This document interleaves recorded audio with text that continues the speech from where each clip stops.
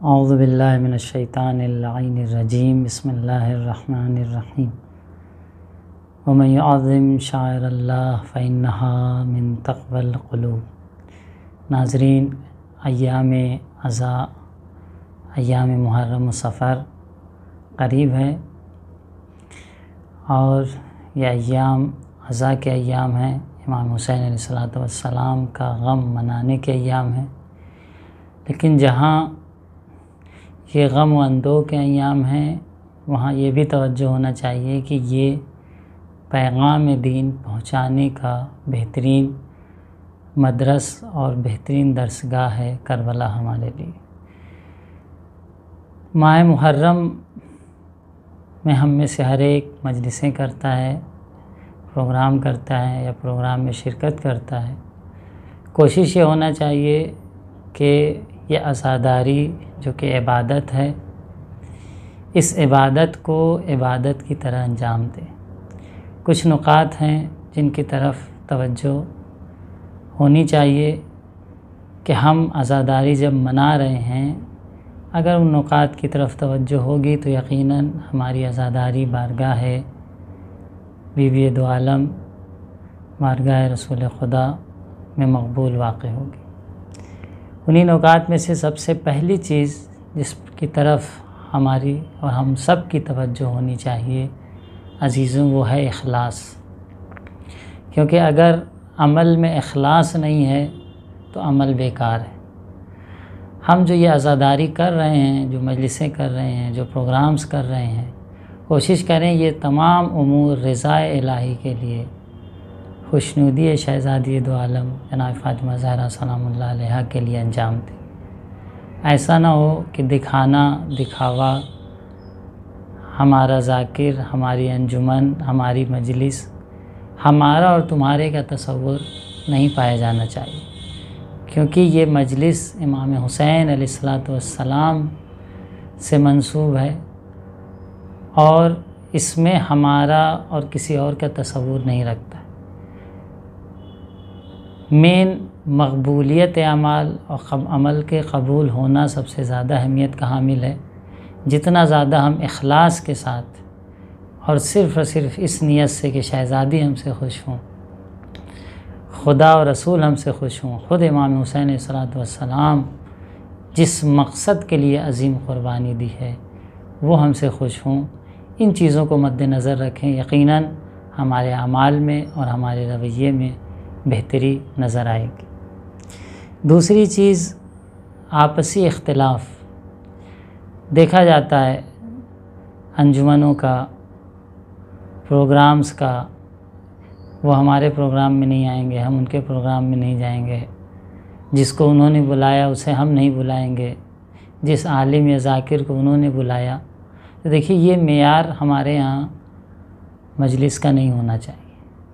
جو معیار ہے وہ یہ ہے کہ اگر واقعاً کوئی عالم ہے، کوئی ذاکر ہے اور شرائط کے مطابق جس طریقے سے ایک عالم یا ذاکر کو ہونا چاہیے مجلسیں پڑھ رہا ہے، تو اس کو بلانے میں کوئی قباحت نہیں ہے۔ آپسی اختلافات جو جزئی مسائل کو لے کر ہم اختلاف کا شکار ہو جاتے ہیں، اس کا اصل منبع اور سرچشمہ یہی ہے کہ ہم اخلاص سے دور ہیں،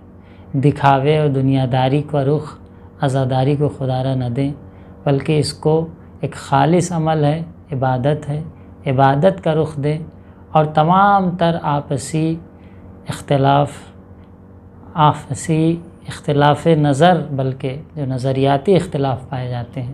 ان چیزوں کو بھی کنارے رکھتے ہوئے جو مین مقصد ہے عزاداری کا کہ ہم غم حسین منائیں اور پیغام دین علماء، ذاکرین، شعراء، نوحہ خان کے ذریعے پیغام مظلومیت امام حسین دنیا تک پہنچے، اس مقصد کو مد نظر رکھیں۔ دیکھنے کو ملتا ہے علماء کو جو ہم دعوت کرتے ہیں، ذاکرین کو دعوت کرتے ہیں، بہت سے ایسے موارد میں کہ لاکھوں روپے ہم کھانے میں، نظر کے اہتمام میں، پروگرام کی آمادگی میں جو اس کے اسباب ہیں، وسائل ہیں، سامان ہیں، فراہم کرنے میں لگا دیتے ہیں۔ لیکن جب کسی ایک عالم کو یا کسی خطیب کو ہدیہ اور نذرانہ دینے کی بات آتی ہے تو ہم تمام تر کنجوسی سے کام لیتے ہیں۔ نہیں، جس طریقے سے آپ ان چیزوں میں خرچہ کر رہے ہیں، اگر آپ کے پاس بالکل نہیں ہے، تمام موارد میں آپ بہت ہی مختصر سے کام لے رہے ہیں اور ذاکر کے لیے بھی اسی طریقے سے کر رہے ہیں تو کوئی حرج نہیں، کیونکہ آپ کی وسعت ہی نہیں ہے۔ آپ کو ایک پروگرام کرنا ہے اور وسعت آپ کی محدود ہے، تو کھانے کے امور اور دوسرے امور اور نظر کے اہتمام ہر چیز میں اختصار سے کام لے رہے ہیں، اور ذاکر کو بھی اپنے تئیں جو آپ کے لیے ممکن ہے ہدیہ دے رہے ہیں تو کوئی خبات نہیں ہے۔ لیکن چہ بسا اور بہت سے ایسے موارد دیکھنے کو آتے ہیں کہ ہم نے نظر کے لیے، پروگرام کے لیے، انجمنیں بلانے کے لیے لاکھوں روپے خرچ کر دیے ہیں، لیکن اسی عالم کو، اسی خطیب کو، اسی فضائل اہل بیت اور مبلغ دین کو کوئی ہدیہ دینے میں ہم اختصار سے کام لیتے ہیں۔ ایک وجہ جو آج ذاکرین، علماء، خطبہ ہدیے کی بات کرتے ہیں، خود عوام بھی اس کا ایک ریزن ہے کہ وہ جب کوئی شخص بات نہیں کرتا، طے نہیں کرتا، تو کوشش کرتی ہے کہ کم سے کم میں جتنا ہو سکے کام چل جائے، مولانا کو دے دیا جائے۔ تو ایسا نہیں ہونا چاہیے، ہم تھوڑا فراغ دلی سے کام لیں، اور جب ہم اس طرح سے پیش آئیں گے تو ہمارے علماء و خطبہ ذاکرین خود ہی جب انہیں مناسب جو ہونا چاہیے، ہر انسان کی ایک توقع ہوتی، کہاں سے آیا ہے، کتنی دور سے سفر کر کے آیا ہے، کیا اس کے شؤونات ہیں، کیا اس کی عمر ہے، اس کی توقع کے لحاظ سے اگر آپ ادا کرتے ہیں تو یقیناً نہ علماء و ذاکرین کے لیے گنجائش بچے گی کہ وہ مطالبہ کریں یا وہ پہلے سے بات کریں گے کتنا ہدیہ ادا کیا جائے گا۔ تو اس میں عوام کا بھی رول ہے، کردار ہے، مومنین کا بھی، کہ مومنین صرف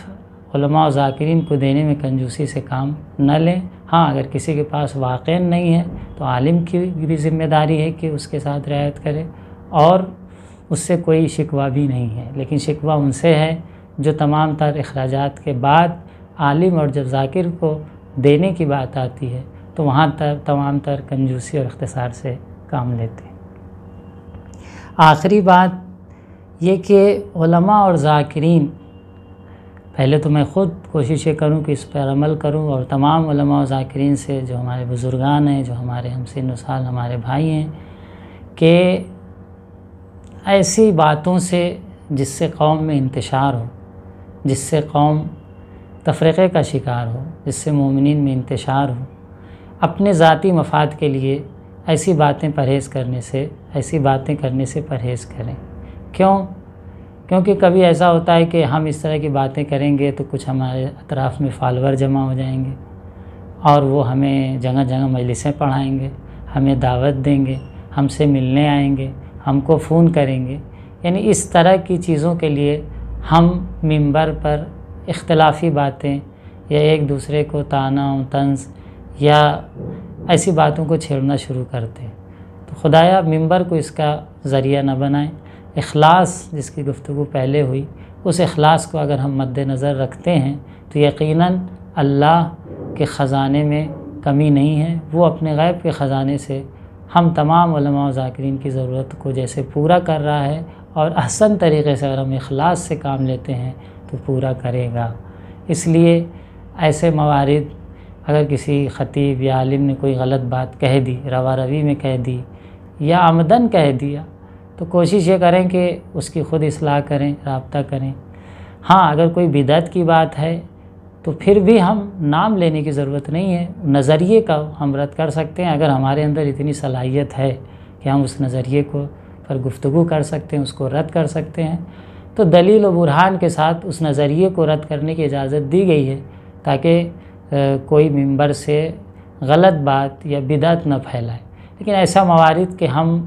اپنی شرعی ذمہ داری احساس کریں کہ ہاں یہ بات عالم نے یا کسی خطیب نے غلط کہی ہے، اور یہ ہماری شرعی ذمہ داری ہے بین و بین اللہ کہ ہم منبر سے آ کے اس نظریے کو رد کریں، یہ فکر بہت کم ہوتی ہے۔ زیادہ تر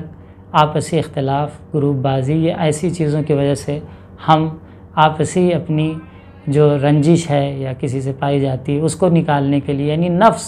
کہیں نہ کہیں ہمارا شامل ہوتا ہے۔ لگتا ایسا ہے کہ ہم دین کے لیے کر رہے ہیں، لیکن نفس بھی بہت چالاک ہے، انسان کا ہمیشہ دھوکہ دیتا رہتا ہے۔ اس لیے ہمیں چاہیے کہ ان ایام عزا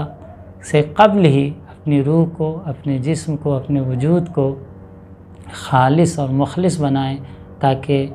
عزاداری سید الشہداء بہتر سے بہتر طریقے سے ہم منا سکیں اور ہماری عزاداری بارگاہ شہزادی دو عالم میں قبول اور مقبول واقع۔ السلام علیکم ورحمۃ اللہ